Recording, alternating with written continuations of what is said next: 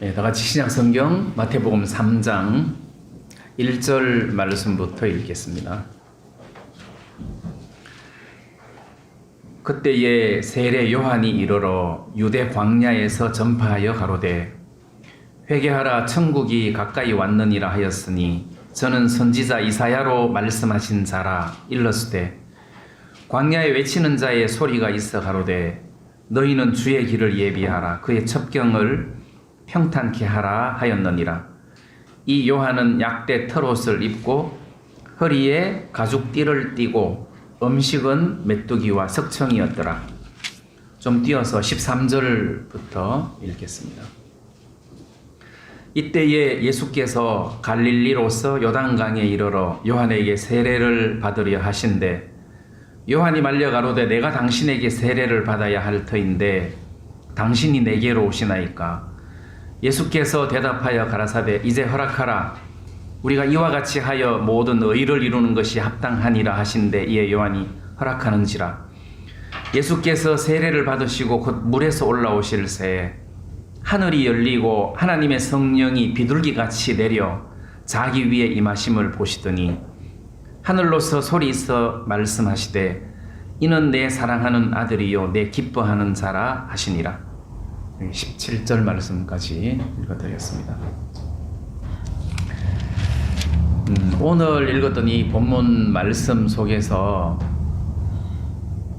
뭘 하나 확실하게 발견할 수 있느냐 하면 세례 요한의 임무, 세례 요한이 세상에 오셔서 무슨 일을 하셨는가, 왜 세례 요한이 오셔야만 했는가.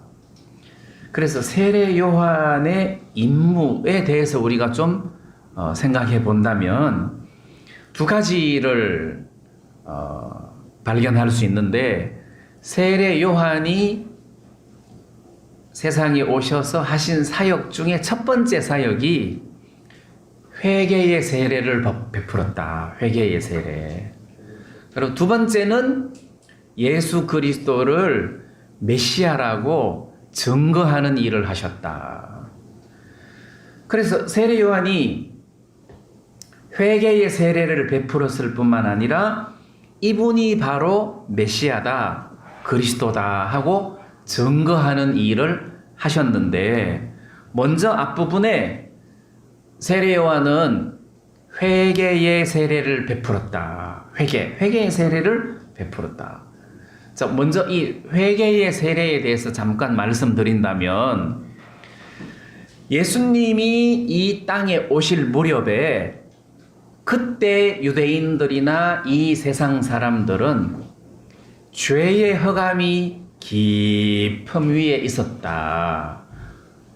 허감이 가득 찬 소망 없는 이 인간들에게 빛 대신 예수님이 탄생하신 것이다. 메시아로, 구원자로. 그래서 메시아가 임하실 무렵에는 그 당시의 유대인들이나 특히 유대인들 죄로 가득 찼던 시절이다. 자, 우리가 이걸 발견할 수가 있다는 겁니다. 사실 유대인의 왕이다. 예수님은 유대인의 왕이다. 특히 마태복음은 왕의 복음인데 유대인의 왕으로 오신 예수님이신데, 그때 유대인들은 그런 왕으로 오신 예수님을 얼마나 기쁘고 반갑게 맞이했느냐, 안 그랬다는 거죠. 그들은 메시아로 그리스도로 오신 예수님을 거절하고 시기하고 반대하고 십자가에 못 박아버리는 이런 아주 강팍한 인간들이었단 말이에요. 그리고 예수님께서도 마태복음 23장에 서기관들과 바리새인들에 대한 죄를 아주 적나라하게 잘 기록해 놓고 있었는데, 그 당시에 종교 지도자들이었던 서기관들, 바리새인들, 대제사장 이런 사람들은 극도로 타락했을 뿐만 아니라 정말 위선적이고 속에는 거짓과 탐욕으로 가득 차 있었단 말이에요. 그러니까 예수님 오셨을 무렵에 그 당시에 종교 지도자들이 그렇게 거짓으로 탐욕으로 위선으로 가득 차 있었을 정도였으니 일반 백성들은 말할 것도 없었다는 거죠. 그래서 아주 강팍하고 죄로 가득한 그런 위치에 있었기 때문에 메시아가 오셨을 때 세례 요한은 그들의 마음을 부드럽게 곧게 평탄하게 할 필요가 있었다는 거죠. 그래서 세례 요한이 회개의 세례를 베풀었다는 겁니다. 회개해라, 회개해라. 우리가 좀 이해를 쉽게 하기 위해서 구약 성경의 예를 한번 들어본다면 사사기 말씀에 보면 이스라엘 백성들이 하나님을 거절하고 하나님 앞에 악을 행하니까 하나님께서 그들을 이방 민족들에게 팔아버렸어요. 그래서 사사기 6장 말씀인가 보면 이제 이스라엘 백성들이 하나님을 거스려서 악을 행하니까 하나님이 그들을 미디안에게 7년을 팔았다고 했어요.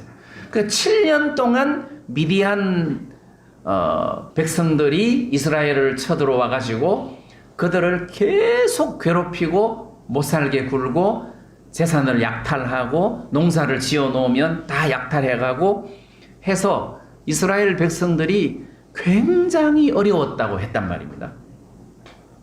그래 7년 동안 그들을 괴롭히다가 보니까 이스라엘 백성들이 너무 힘들고 고통스러워서 하나님께 부르짖은 거예요. 하나님, 제발 우리 좀 살려주십시오. 하고 하나님께 부르짖었더니 하나님께서 그때 한 선지자를 보내주셨다.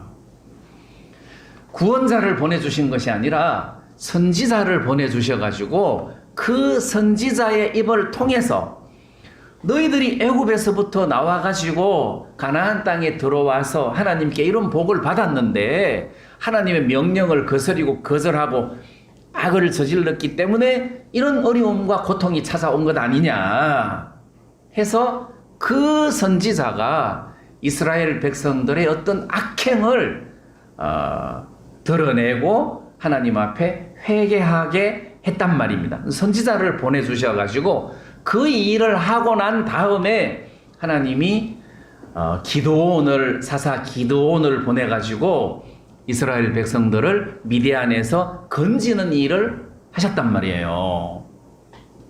자, 그래서 세례 요한도 예수 그리스도가 오셨는데 이분을 영접해라.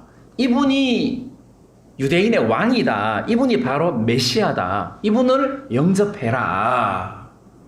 근데 이 유대인들이 너무 강팍해가지고 유대인들 예수님을 영접 안 하는 거예요. 예수님이 오셨을 때 세례 요한이 이분이 바로 예수님이다 하면은 어떻게 해야 되느냐 하면 왜 마태복음 21장에 보면은 예수님이 어린 나귀를 타고 예루살렘에 입성하실 때 그 장면은 예수님이 왕으로서 예루살렘으로 입성하는 장면을 보여주시는 거거든요. 그때 예루살렘에 입성할 때에 많은 사람들이 길가에 겉옷을 펴고 나뭇가지를 펴고 하면서 소리를 질렀는데 호산나 다윗의 자손이여 찬송하리로다 주의 이름으로 오시는 이여 가장 높은 곳에서 호산나 하더라. 자, 이 마태복음 21장 9절 말씀에 보니까 호산나 다윗의 자손이여, 이 다윗의 자손이여, 이 말은 벌써 메시아란 말입니다. 구약에 예언해 놓은 메시아다. 다윗의 자손이여 찬송하리로다 주의 이름으로 오시는 이여. 가장 높은 곳에서 호산나, 이 호산나라는 말은 전에도 말씀드린 것처럼 여호와여 이제 구하오니 우리를 구원하소서. 우리를 구원하소서. 여호와여. 이분이 바로 왕이다. 이제 이분이 우리를 구원하실 분이시다 해서 그들이 온 목소리를 다해서 호산나 다윗의 자손이여 찬송하리로다. 가장 높은 곳에서. 자, 이분이 가장 높은 곳에 계시는 분인데 호산나. 자, 그래서 이분들이, 유대인들이 예수 그리스도를 왕으로 영접을 해야 되는데 이 강팍한 유대인들이 예수님을 거절했단 말입니다.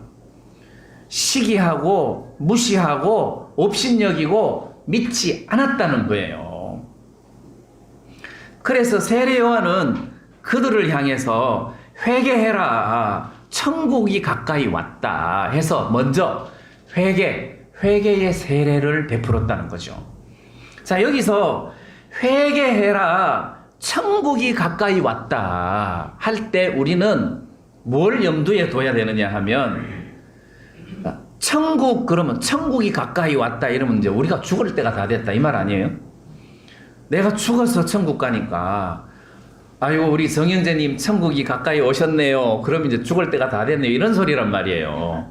그러니까 여기서 이야기하는 천국은 그게 아니라 예수님이 다스리는 왕국이에요. 왜냐하면 유대인의 왕으로 오셨으니까 예수님이 다스리시는 왕국. 이 왕국이 되려면은 국가를 형성하려면 세계가 있어야 되잖아요.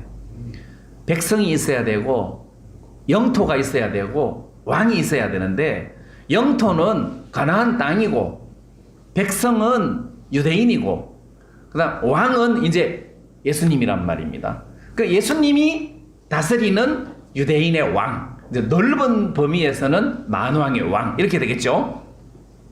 자, 그러면 예수님께서 다스리는 왕, 이 왕국이 가까이 왔다 했을 때는 뭐 땅이 멀리 있다가 가까이 오는 것이 아니라 영토도 있고 그다음 민족도 있는데 임금이 없었단 말입니다. 왕이 없었어요. 유대인들은 구약 그 유대 나라 시드기야 왕이 바벨론 포로로 잡혀가서 죽고 난 이후부터 유대 나라에는 왕이 없었어요. 왕이 없었어요. 그래서 70년 후에 유대인들이 다시 예루살렘으로 돌아와서 성전을 짓고 예루살렘 성을 중건하고 했었어도 그때 스룹바벨이 총독으로 있었지 왕이 아니었어요. 그 이후로 왕이 없었어요. 예수님 때도 헤롯 왕이 있었지만 그건 정식 유대인이 왕이 아니에요. 정치적으로 로마에서 세운 왕이지 성경적으로 유대인을 다스리는 왕이 아니에요. 왕이 없었어요. 그럼 예수님이 유대인의 왕으로 오셨으니까 이제는 예수님이 다스리시는 진짜 왕국이 임했다. 그러니까 회개하고 그분들을 영접해라. 왜 회개해야 되느냐? 지금까지 왕이 없었던 이유가 뭡니까?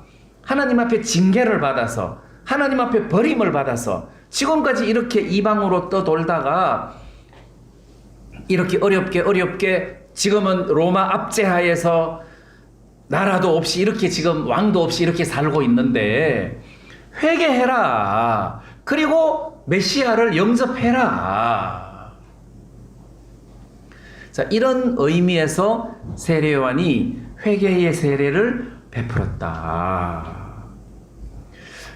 이제 우리로 말하면 이제 오늘 이 마태복음 3장의 배경은 이제 유대 민족의 그 배경이라면 이제 영적으로 해석을 해서 우리 만왕의 왕이신 예수님이 이 세상에 오셨는데 우리가 이분을 영접해서 우리의 왕으로 모시려면 그냥 모셔야 되는 게 아니라 첫째 회개해야 된단 말이에요.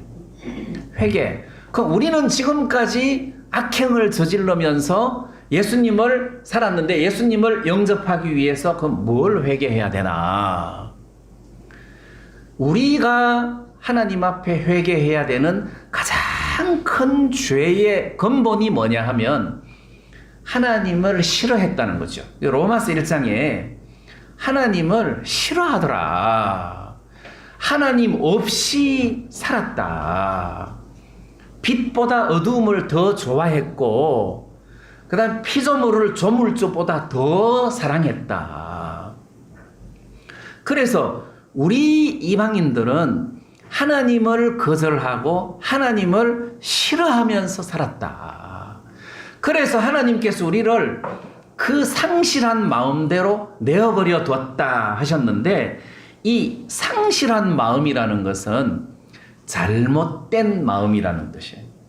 이 마음이 잘못되어 있다, 병들었다, 기계로 말하면 고장났다, 이런 의미 아니겠어요? 그래서 상실한 마음대로 잘못된 마음을 가졌음에도 불구하고 하나님이 그걸 안 고쳐주셨어요. 그냥 내버려 두셨어요. 왜? 어두운 것을 더 좋아하고 피조물을 더 좋아하고 하나님을 싫어하고 거스리고 이렇게 하니까 그냥 내버려 두신 거예요. 그래서 마지막에 심판을 하시기를 원하셨단 말입니다. 그럼 우리는 이 부분에서 하나님 앞에 회개를 하는 거잖아요. 하나님, 내가 지금까지 하나님 없이 살았습니다. 내가 왕노릇을 했습니다. 내가 지금까지 이렇게 내 영광을 위하여 살았습니다. 하나님의 영광보다 내 영광을 위해서 살았습니다. 내가 하나님 없이 이렇게 살았습니다. 탕자로 말하면 탕자가 저질렀던 가장 큰 죄가 허랑방탕하게 살았던 그 죄보다도 더 큰 죄가 아버지를 떠났다는 거예요. 아버지를 떠났기 때문에 그 다음에 이런 죄가 나올 수밖에 없었다는 거죠. 그럼 우리가 하나님 앞에 회개해야 되는 회개가, 하나님, 내가 무슨 죄를 지었습니다, 무슨 죄를 지었습니다, 무슨 죄를 지었습니다 하는 것을 열거하기 전에 이런 죄를 지을 수밖에 없었던 이유가 내가 하나님을 떠나 있었다는 거지. 하나님을 싫어했다는 거지. 하나님 없이 살았다는 거죠. 그러니까 이런 죄를 지을 수밖에 없었다. 그럼 반대로 회개를 해서 믿음을 가지고 하나님을 기쁘시게 하려면 하나님과 멀리 떨어져 있던, 아버지와 멀리 떨어져 있던 탕자가 아버지에게로 돌아오는 거예요. 돌아오는 거. 뭐 술 끊고 담배 끊고가 아니라 아버지에게로 돌아오는 것이 가장 큰 우선이라는 거예요. 그러면 저는 오늘 아침에 여러분들에게, 여러분들이 구원을 받으셨는데 과거에 잘못된 자질구레한 이런 어떤 행위적인 죄를 말씀드리기 전에, 하나님을 멀리 떠나서 살았고 매사에 하나님 없이 살았다.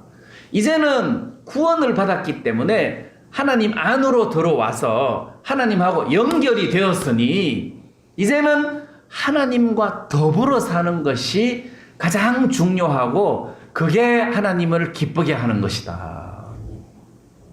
자, 그걸 여러분들에게 먼저 말씀을 드리고 싶고, 세례 요한이 회개해라, 천국이 가까이 왔느니라 하면서 아주 적나라하게 그들의 어떤 모습을 설명해 놓은 구절이 있는데, 그게 뭐냐면 도끼가 이미 나무 뿌리에 놓였으니 하는 이 표현을 여러분들이 보셨을 겁니다. 10절 말씀에 이미 도끼가 나무 뿌리에 놓였으니 좋은 열매 맺지 아니하는 나무마다 찍어 불에 던지우리라. 근데 이제 우리 눈에는 이게 안 보인다는 거죠. 세례 요한의 눈에는 저 유대인들을 볼 때, 서기관들과 바리새인들을 볼 때 도끼가 나무 뿌리에 놓였다. 하나님의 심판의 칼날이 지금 목에 걸렸다. 지금 이제 여차하면 날아간다. 그게 보였단 말입니다. 그러니까 다른 것을 할 시간이 없는 거예요. 지금 당장 무릎을 꿇고 하나님 살려주십시오 이렇게 해야 되는데 도끼가 나무 뿌리에 놓인 모습이 안 보인다는 거죠.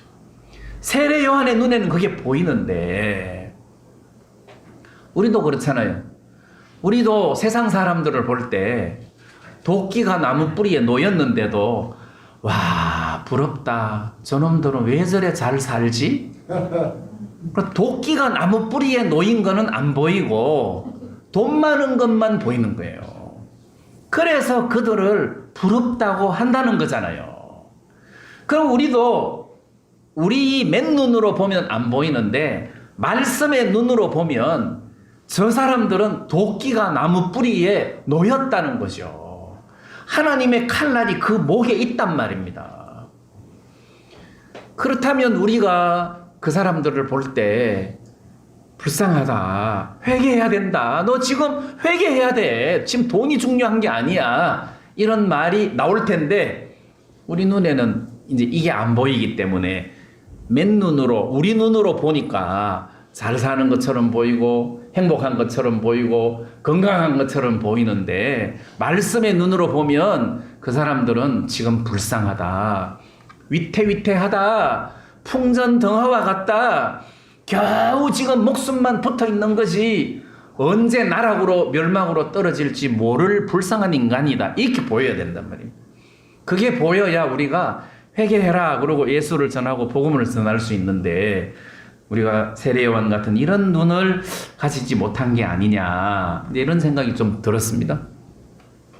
자, 그래서 아까 말씀드린 것처럼 우리가 과거에 믿지 않았을 때 저질렀던 죄가 하나님을 거절했다, 하나님을 싫어했다, 하나님 두기를, 우리 마음에 하나님 두기를 싫어했다. 그럼 이제는 구원을 받았어요. 예수님을 내 마음속에 구주로 영접을 했어요. 이제는 예수님을 왕으로 섬기고 예수님을 사랑하고 예수님께 영광을 돌리면서 삽니다. 그러면 우리의 모든 행복과 희망과 소망이 예수님에게 있다. 이걸 여러분들이 기억을 하셨으면 좋겠어요. 얼마 전에 어떤 자매가 임신을 해가지고 8개월쯤 됐는데 애가 죽었어요. 뱃속에서 애가 죽었어요. 그래서 7개월 때까지는 뱃속에 애가 막 발로 차고 뭐 어쩌고 해서 막 이렇게 살아 있었는데 8개월째 왜 죽냐, 이렇게 멀쩡한 애가 왜 죽냐 해서 그 이유를, 그 원인을 병원에서 찾았는데 탯줄이 이렇게 있으면 그 탯줄이 꼬인 게 아니라 이렇게 접쳤어요. 중간이 딱 접쳤어요. 그래서 어릴 때는 접쳐도 양옆 사이 틈으로 영양이 공급이 됐는데 크니까 탯줄이 접쳐 놓으니까 영양이 적게 들어가잖아요. 그래서 얘가 결국은 점점 크면서 영양 공급을 못 받아가지고 죽은 거예요. 그럼 뱃속에 있는 태아는 자기가 먹어야 되는 거 아니잖아요. 탯줄을 통해서 받잖아요. 모든 것을 탯줄을 통해서 공급을 받는단 말입니다. 그럼 우리 구원받은 사람에게 탯줄은 구원과 같은 거예요. 예수님과 나 사이에 구원의 믿음으로 하나가 됐다는 거지. 탯줄을 통해서 하나가 됐단 말입니다. 이제는 예수님에게서 계속 나에게로 흘러 들어온다는 거예요. 이게 있어야 우리가 산다는 거잖아요. 그렇지, 예수님하고 나하고 연결되었어. 예수님하고 나하고 연결되었어. 그래서 지금 내가 사는 거야. 그렇다면 예수님과 나 사이에 탯줄 같은 생명선이 있는데 계속해서 이분으로부터 흘러 들어오니까 나는 소망이 없는데, 나는 먹을 줄도 모르고, 나는 믿음이 없는데 이분으로부터 믿음이 흘러 들어오고 소망이 흘러 들어오고 안식이 흘러 들어오고 내 마음에 문제가 해결이 되는 거예요. 그래서 우리의 소망은, 우리의 능력은 예수님을 통해서 탯줄로 흘러 들어오는 거다. 그러면 여러분들이 소망이 없을 때 누구를 쳐다봐야 되겠어요? 예수님을 쳐다봐야지 당연히. 여기서부터 소망이 흘러오는데 우리가 어렵고 힘들 때 누구를 쳐다봐야 되나? 예수님을 쳐다봐야 된다는 거죠. 예수님을 쳐다보라는 말은 그냥 허공을 쳐다보라는 소리가 아니라 예수님은 말씀 속에 있으니까 말씀을 쳐다봐라. 말씀에서 너한테 뭐라고 말씀하시냐. 거기서 우리가 아멘 하고 소망을 가지는 거 아니에요. 그래서 우리의 모든 소망은, 우리의 모든 에너지는 예수님으로부터 내게 흘러 들어온다. 탯줄이라는 믿음을 통하여 예수님하고 나하고 하나가 되고 거기에서부터 흘러 들어오는 거다. 그러면 이 당시에 유대인들이 로마 압제하에서 굉장히 경제적으로 정치적으로 어려움과 고통을 겪고 있었어요. 종교적으로 타락하고 막 죄 가운데 있었고, 그 다음 여러분들이 알다시피 예수님이 성전에 들어가셨을 때 그 성전 안에 비둘기 파는 사람, 돈 바꾸는 사람, 막 이런 사람들로 가득 차가지고 무슨 강도의 소굴로 만들어 놨다. 하나님의 거룩한 성전이. 자, 우리가 그 모습을 보면 그 당시 유대교가 얼마나 타락했는지를 알 수가 있단 말입니다.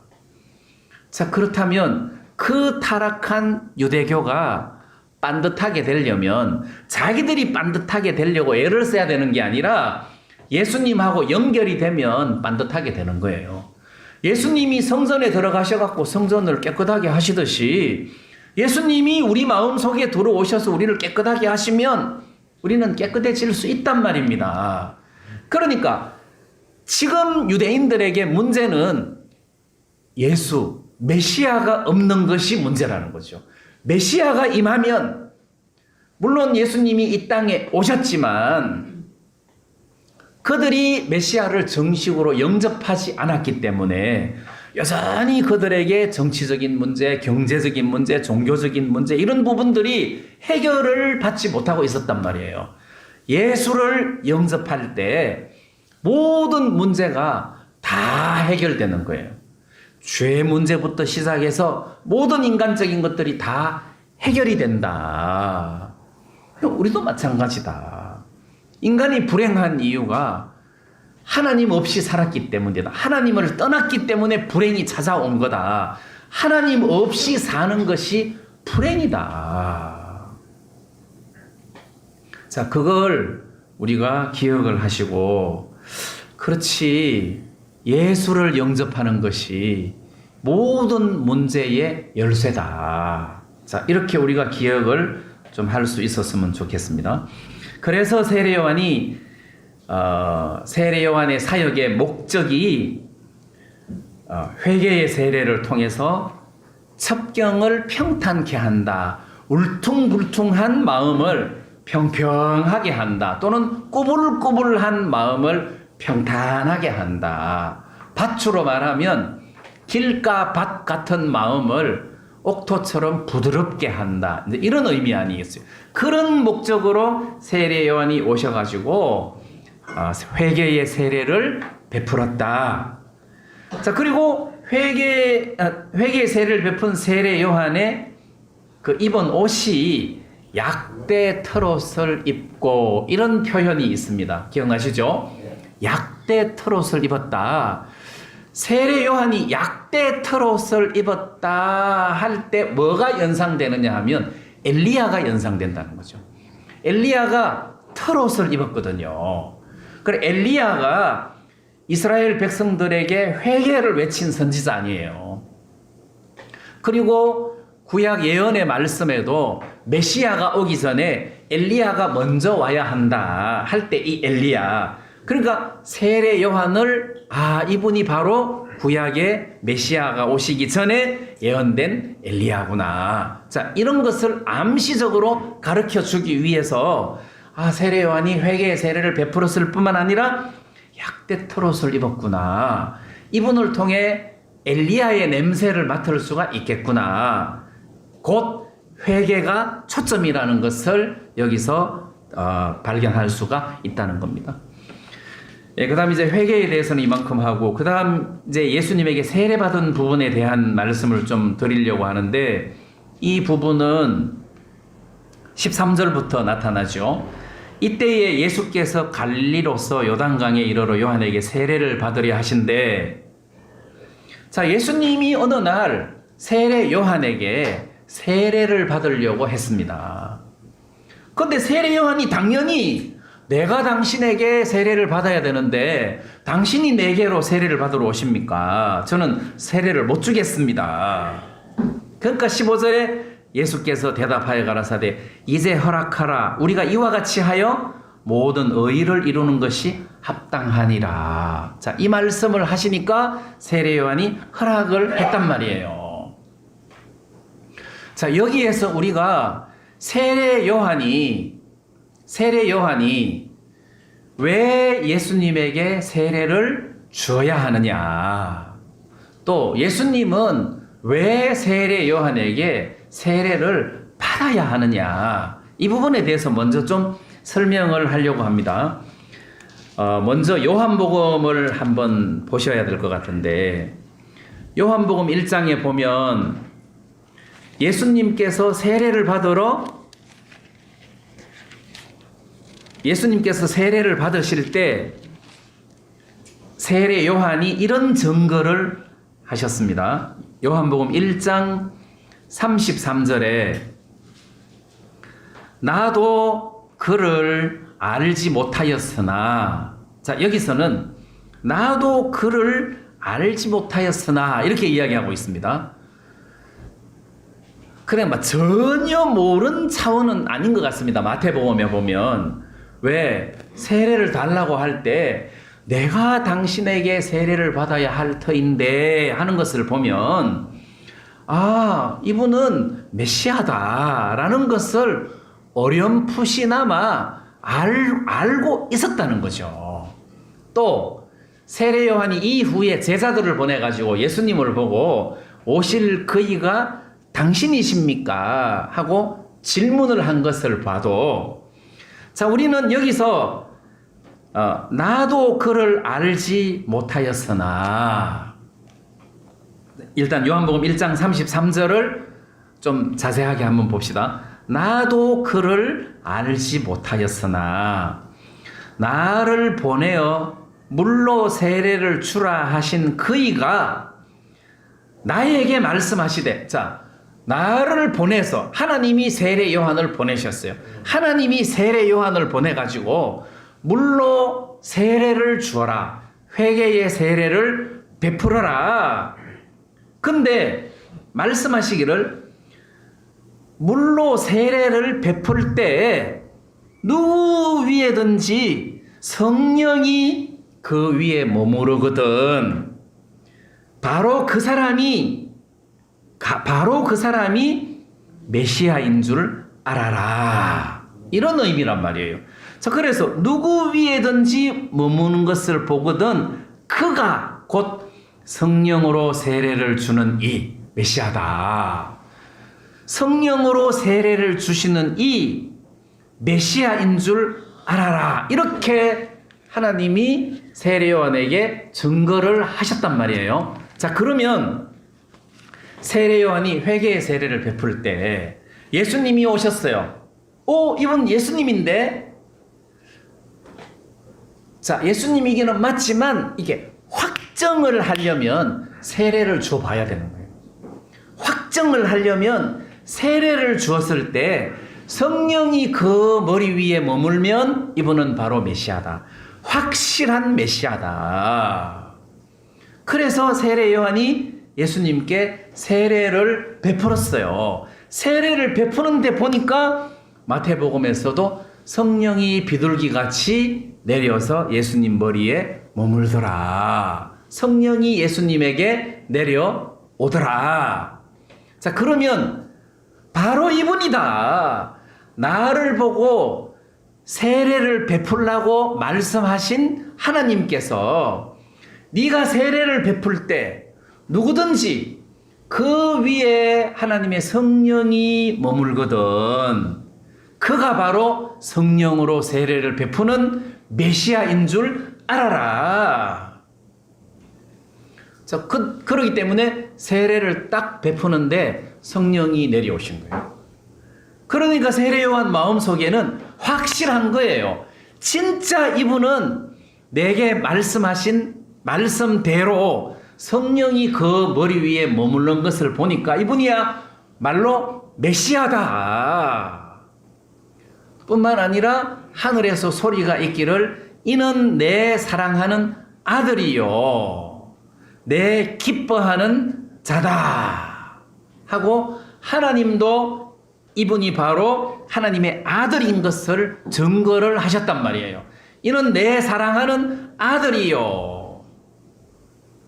자, 그래서 세례 요한이 세례를 베풀고 난 이후에 이분이 바로 하나님의 아들이다 하는 것을 강력하게 확실하게 증거를 했고, 그 다음 이분이 바로 메시아면 구약 성경에 예언된 모든 메시아를 언급을 할 때 이사야 53장에 나타난 어린 양 또는 유월절 어린 양, 이분이 바로 어린 양이다 해서 세례를 베풀고 난 다음에 세례 요한은 예수님을 향해서 하나님의 어린 양이다, 세상 죄를 지고 가는 하나님의 어린 양이다 하고 확실하게 증거를 할 수 있었다는 거예요. 그러니까 세례를 베푼, 예수님에게 세례를 베푼 첫 번째 목적은 확실하게 이분은 하나님의 아들이다. 자, 여기서 예수님이 십자가에 죽기 전에 유대인들에게 재판을 받았는데 죄목이 뭐냐 하면 대제사장이 네가 정말 하나님의 아들 그리스도냐 하니까 내가 하나님의 아들 그리스도다. 그러니까 참남하도다 하면서 막 옷을 찢으면서 이런 죄는, 이런 건방진 이런 죄는 사형에 합당하다 그러면서 예수를 사형으로 몰아갔단 말이에요. 그 당시에 내가 하나님의 아들이다 라고 말하는 것은 사형감이에요. 하나님을 조롱하는 아주 건방지고 교만한 아주 참남한 말이란 말이에요. 하나님의 아들이다. 왜? 하나님도 아닌데 하나님의 아들이라고 한다는 그 자체가 하나님을 욕먹이는 행위였단 말입니다. 그러니까 하나님의 아들이라고 증거하는 것 자체가 절대 쉽지 않다는 거죠. 근데 세례 요한은 보라 하나님의 어린 양이로다. 하나님의 아들이다. 세상 죄를 지고 가는 하나님의 어린 양이다. 자, 세례 요한의 목적, 세례를 준 목적, 하나님의 아들이다는 것을 정확하게 찍어주기 위해서, 증거해주기 위해서 세례를 주었어요. 그럼 세례를 안 주면 정확한 그리스도가, 메시아가 안 나타나는 거예요. 왜? 하나님은 세례 요한에게 네가 세례를 줄 때 성령이 그 위에 머무는 것을 보거든. 그가 성령으로 세례를 베푸는 자인 줄 알아라 했기 때문에 세례를 주어야 이분이 정말 메시아라는 사실을 알 수가 있다는 거예요. 그래서 세례를 베풀었고 예수님도 세례를 받으셨다. 이제 세례 요한의 의무죠. 반대로 예수님은 그 왜 꼭 세례를 받아야 되나? 예수님은 세례 받아야 할 이유가 뭐냐? 세례 요한은 의무적으로 세례를 줬다 하더라도 예수님은 왜 세례를 받아야 되나? 만약에 예수님이 세례 요한으로부터 세례를 받지 않으면 예수님은 이 일을 할 수가 없어요. 무슨 이야기냐 하면 예수님이 세례를 받으심으로 성령이 예수님 머리 위에 예수님에게 내려왔단 말입니다. 성령이 예수님에게로 내려왔다는 그 말은 성령으로 기름 부음을 받았다. 여러분, 그리스도라는 말은 기름 부음을 받은 자다 이런 뜻이에요. 근데 예수님은 올리브 기름을 이렇게 기름 부음을 받은 것이 아니라 성령으로 기름 부음을 받은 사람 말이에요. 그럼 예수님은 기름 부음을 받은 메시아다. 기름 부음을 받은 메시아다. 뭘로? 성령으로 기름 부음을 받았다. 그러면 아무리 훌륭한 제사장이라도 그 사람이 제사 직분을 행하려면 처음으로 해야 되는 의식이 있는데 기름 부음을 받아야 돼요. 기름 부음을 받지 않고는 제사장으로서 어떤 행위도 할 수가 없어요. 기름 부음을 받아야 제사장으로서 첫 발을 내디딜 수가 있단 말입니다. 그래서 우리가 구약성경 레위기 7장 35절 말씀을 제가 한번 읽어볼게요. 레위기 7장 35절 말씀에 보면 제사장이 속건제, 화목제 뭐 이런 것을 드려라. 그리고 피는 먹지 말아라. 또 이런 제사를 드릴 때 제사장들이 받아야 할 몫은 이런 것이다. 자, 이런 거를 쭉 설명하면서 레위기 7장 35절에 이는 여호와의 화제 중에서 아론에게 돌릴 것과 그 자손에게 돌릴 것이니 그들을 세워 여호와의 제사장 직분을 행하게 한 날, 곧 그들에게 기름 부은 날. 자, 여기 그들을 세워 제사장의 직분을 행하게 한 날, 그들을 세워야 된단 말이에요. 그들을 세워야 된다. 여기서 이야기하는 그들을 세워야 된다는 말은 제사장으로 임명을 한다는 뜻이에요. 제사장으로 세운다. 제사장으로 세우는데 그들을 세워 제사장의 직분을 행하게 한 날, 그날이 어떤 날이냐? 그들에게 기름 부은 날이라는 거죠. 그들에게 기름 부은 날이 제사장으로 세운 날이에요. 그러면 예수님에게 성령으로 기름 부은 날, 세례받던 그 날이 메시아로서 세우심을 입은 날이에요. 그러면 우리가 예수님이 이 세상에 오셔가지고 33년을 사셨는데 예수님께서 세례 요한으로부터 세례를 받고 성령을 받고 난 이후부터 행적이 쭉 기록됐지 세례 받기 그 전에 행적은 전혀 없어요. 누가복음에 보면 예수님이 12살 때 소년 시절에 예루살렘 성전에 올라가서 제사장들하고 대화하는 장면이 잠깐 나오는데 그것은 예수님의 사적인 모습이고 공적, 그러니까 우리가 예수님 복음서에 나타난 예수님의 삶을 보고 공생애라고 합니다. 들어보셨죠? 공생애, 예수님의 공생애. 그 공생애라는 말은 공적인 생애라는 뜻이에요. 공적인 생애. 자, 그 말의 의미가 좀 이해가 되죠? 제가 공적으로 가는 거랑 사적으로 가는 거랑 의미가 다릅니다.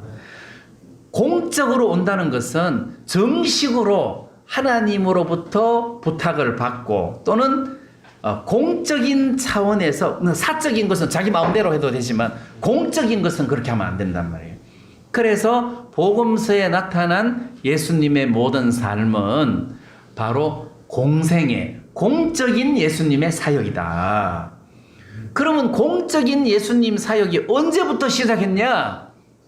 세례받고 성령을 받고 난 때부터, 그때부터 예수님은 공적인 메시아로서의 사역을 시작한 것이다.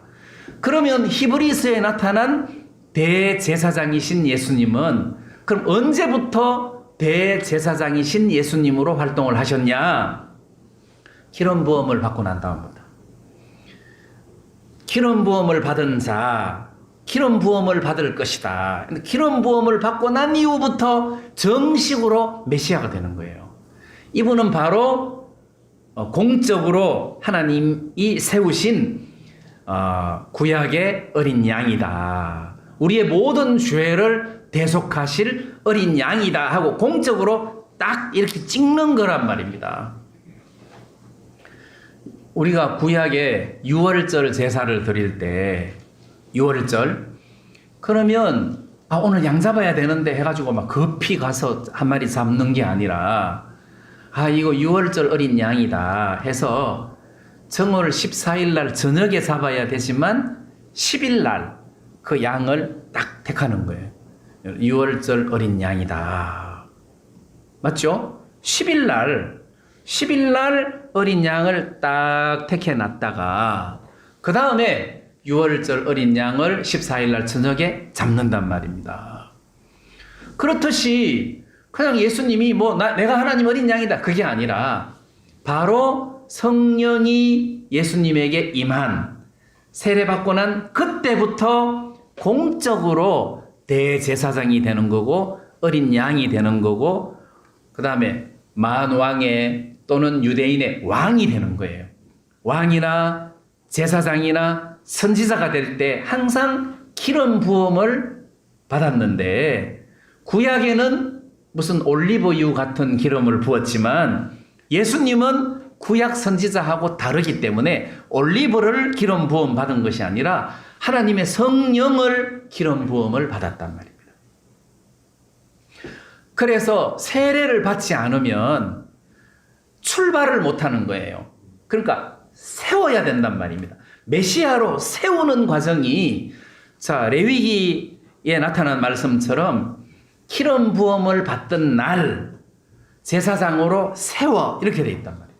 그럼 예수님이 세례 받던 날 또 성령을 받던 날 그날 메시아로 세워 유대인의 왕으로 만왕의 왕으로 세워 대제사장으로 선지자로 세움을 입었단 말이에요. 그때부터 공적인 삶을 사신 것이다. 자, 이렇게 봐야 이게 세례 요한의 세례의 목적이고 예수님도 꼭 세례를 받아야 하는 이유가 그렇다는 겁니다. 만약 이게 안 되면 예수님은 아무것도 못해요. 모든 의를 이룰 수가 없어요. 출발이 안 되니까. 그래서 이렇게 세워야 출발이 되는 거잖아요. 세례를 받아야, 성령을 받아야 출발이 되는 겁니다. 그래서 예수님이 세례를 받은 목적, 이렇게 기억하시면 좋겠고, 과거에 우리가 선교회에서 세례받은 목적, 세례받은 것을 세례는 안수다 해서 세례를 안수로 이렇게 한번 꼬아서 안수를 통해서 세상 죄를 짊어지셨다 이렇게 하려고 하니까 아니다 하고 반대하는 사람도 많고 해서 옥신각신 맞다 틀렸다 막 이제 이렇게 하는데 저는 그게 맞다 틀렸다라기보다도 성경에서 예수님이 세례를 받아야 하는 목적은 바로 이거다. 그래서 세례를 받음으로 성령을 받고 성령을 받음으로 그때 비로소 하나님이 이는 내 사랑하는 아들이요 내 기뻐하는 자다. 왜? 세우심을 입었으니까. 세우심을 입었던 공적으로. 그리고 이분이야말로 유대인의 왕이다. 만왕의 왕이다. 이분이야말로 구약에 예언된 어린 양이다. 또는 세상 죄를 지고 가는 하나님의 어린 양이다 하고 이렇게 확실하게 찍어줄 수가 있다는 거예요. 자, 그런 의미에서 예수님이 세례를 받으셨다. 이걸 좀 우리가 기억을 할 수 있었으면 좋겠고, 그 다음에 이제 또 하나는 이렇게 예수님이 세워졌어요. 예수님이 이렇게 세워졌어요. 이게 이제 진짜 중요한 거잖아요. 예수님이 세워지니까 그때부터 예수님이 모든 의를 이루기 위해서 발을 내디디시는 거예요. 모든 의를 이루기 위해서 발을 내디디시고 그때부터 예수님이 액션을 취할 수가 있었어요. 그럼 만약에 세례 안 받으면 못한단 말입니다. 해도 지금 공적인 것이 아니기 때문에 의미가 없어요.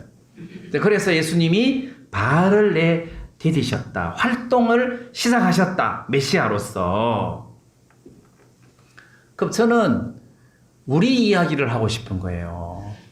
예수님이 내 안에서 의를 이루기 위해서 일을 시작해야 되는데, 그러니까 유대 나라를 축소시켜서 김동성이라는 나라에 왕으로 예수님이 오시려면 세우심을 입어야 되잖아요. 세워야 되잖아요. 그래서 우리는 믿음으로 예수님을 영접함으로 성령을 받았어요. 그래서 성령으로 인치심을 받았어요. 자, 그때부터 성령으로 인치심을 받은 그때부터 우리는 우리 마음속에 예수님이 왕이다.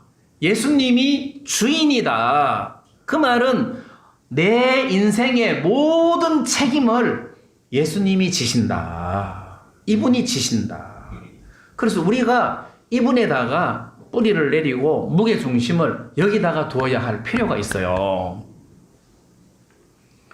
제가 이제 이 말씀을 생각하다가 어떤 말씀이 생각났느냐 하면 로마서 11장에 감람나무 젖붙이는 이야기가 나오잖아요.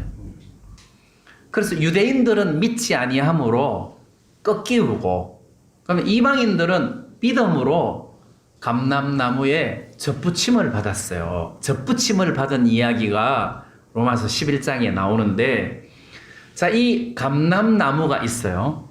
참 감람나무. 참 감람나무가 있는데, 자, 예수님. 참 감람나무가 있는데, 유대인들은 예수님을 거절함으로 가시가 꺾여서 버림을 당했어요. 그럼 이방인들을 우리는 돌감람나무라. 야생 감람나무라. 이 열매가 제대로 한국 감으로 말하면 개암 같은. 자, 그래서 돌감람나무. 이 말이 기니까 돌감이라고 하고 참감이라고 합시다. 그 예수님 참감이고 우리는 돌감이라. 그래서 믿음으로 구원을 받으면서 돌감인 우리가 참감에 젖붙임을 턱 당했단 말입니다. 그럼 여기서 우리가 젖붙임에 대한 어떤 상식을 좀 생각해 볼 필요가 있어요. 원래 젖붙임이라는 것은 돌감 가지를 잘라내고 참감을 붙여야 되는 거예요. 맞죠?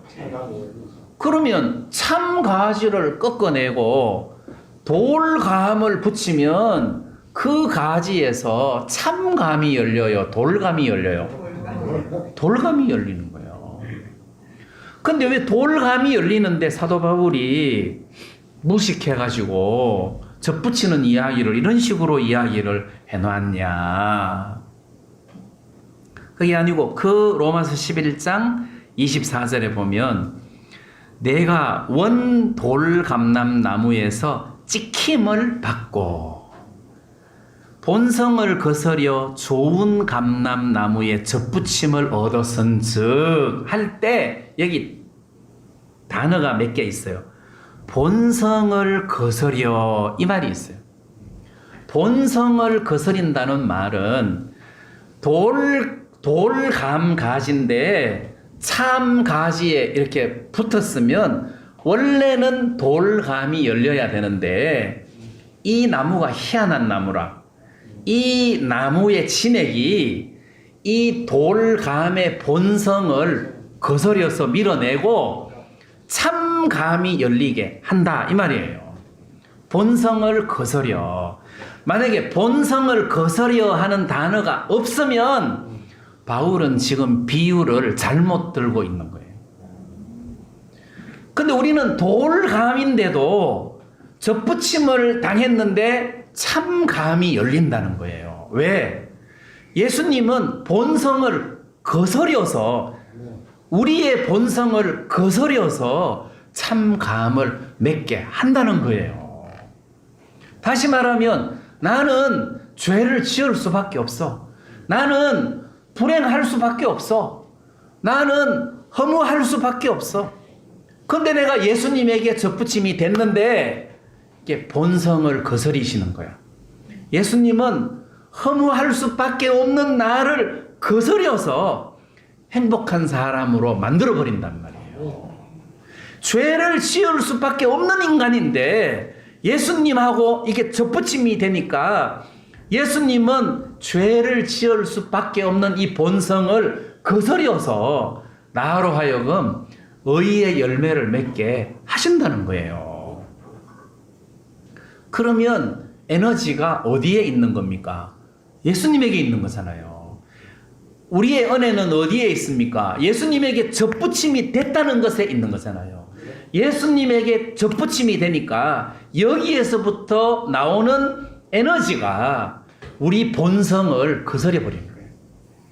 본성을 거스려서 나도 모르게 이 에너지로 아름다운 열매를 맺고 소망을 가지고 이제 더 이상 우리는 허무한 헛된 인생이 아니다. 우리에게서 전에 없었던 정말 아름다운 열매가 맺히는 진짜 참 감람나무의 열매가 맺히는 이런 가지가 됐다는 거잖아요. 우리 송영재님 기도하실 때 그 말 하셨는데 제가 교회에 나와가지고 제일 처음 외운 성경 구절이 전도서 1장 1절이에요. 전도자가 가로되 헛되고 헛되며 헛되고 헛되니 모든 것이 헛되도다. 나는 그 말이 너무 좋았어요. 왜냐하면 너무 딱 맞는 거라. 그게 어릴 때 초등학교 5학년 때인가 초등학교 5학년 때부터 나는 인생이 헛되다는 것을 알았어요. 야, 헛되다, 참 헛되다. 자, 그런 무슨 그 염세주의자 같은 그런 사상을 가지고 살았는데 구원을 받고 난 다음에 예수님에게 접이 붙여지고 난 다음에 그 이후로부터 소망스러운 열매가 막 맺기 시작하는 거예요. 나한테서는 절대 맺힐 수 없는 그런 열매가 내 인생에서 맺히더라. 예수님으로 말미암아. 자, 그러면 저도 아직까지 때가 덜 빠져가지고 아이고 우리 정영진님 보면 저 성격 안 변해. 무덤에 가도 안 변해. 근데 이런 표현을 할 때가 있잖아요. 안 변해. 저거는 안 변해. 근데 예수님이 나타나면 변하는 거예요. 왜? 본성을 거스리기 때문에.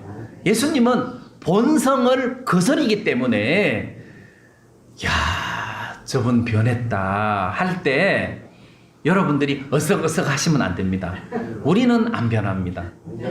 예, 우리는 안 변하는데 예수님이 내 본성을 거스리고 참감을 열게 하셨구나. 이렇게 예수님에게 소망을 둬야 된다는 거예요. 여러분, 이 세상에 예수님이 오셨어도 내 마음에 예수님이 안 오시면 무슨 소용이 있겠습니까? 그렇죠? 내 마음에 오신 예수님이 중요한 거지. 내 마음에 오신 예수님이 내가 어느 날 예수님을 세우는 거예요. 예수님을 세워서 나는 이게 중요하다고 생각해요. 그러니까 자동적으로 서는 것이 아니라 저도 인정을 해야 되잖아요. 당신은 나의 주인이십니다. 원래 이게 구원을 받을 때의 의식, 구원을 받을 때 당연히 해야 할 고백이에요. 고백이에요. 그래서 예수님 앞으로는 죄를 안 짓겠습니다. 이 고백은 좀 차원이 낮은 고백이고 예수님 당신을 나의 주인으로 모시겠습니다. 오늘부터 당신이 내 인생의 주인이십니다. 하고 예수님을 세웠을 때 그때부터 예수님이 일을 하신다는 거잖아요. 사실 우리한테는 세상에 책임질 일이 없습니다. 우리한테는 책임질 일이. 왜? 주인이 아니기 때문에. 자, 그런 부분들이 우리는 너무너무 주님 앞에 감사한 거예요. 야, 내가 책임질 일이 없구나. 예수님이 모든 것들을 다 책임지시겠구나. 그런 부분들에 너무 소망스럽고 여러분들도 알다시피 강도 만난 자가 사마리아 사람을 만났는데 그 이후로 강도 만난 자는 아무것도 할 수도 없을 뿐더러 아무것도 안 했지만 사마리아 사람이 이 사람을 치료해주고 짐승에 태워주고 주막으로 데리고 가서 돌보아주고 또 주막 주인을 불러서 돈도 주고 부탁하고 이러는 모든 과정에서 강도 만난 사람은 아무것도 하는 것이 없더라고요. 우리도 마찬가지다. 이제는 이 예수님에게 신앙 고백을 하는 일만 남았다. 당신이 주인이십니다. 하고 예수님을 세우시는 것이 우리 마음에서 예수님이 활발하게 우리를 통해서 일할 수 있는 계기를 만들어주는 것이다. 이런 생각이 좀 마음에서 들었습니다. 그래서 마태복음 3장에서 세례 요한의 어떤 세례의 목적 또는 예수님이 세례받아야 하는 이유 이런 부분들을 좀 생각해 보면서 제 개인적으로도 많은 은혜가 됐는데 여러분들도 많은 은혜가 됐으면 좋겠습니다. 네, 말씀을 마치겠습니다. 우리 다 같이 찬송 한 장 부르겠습니다.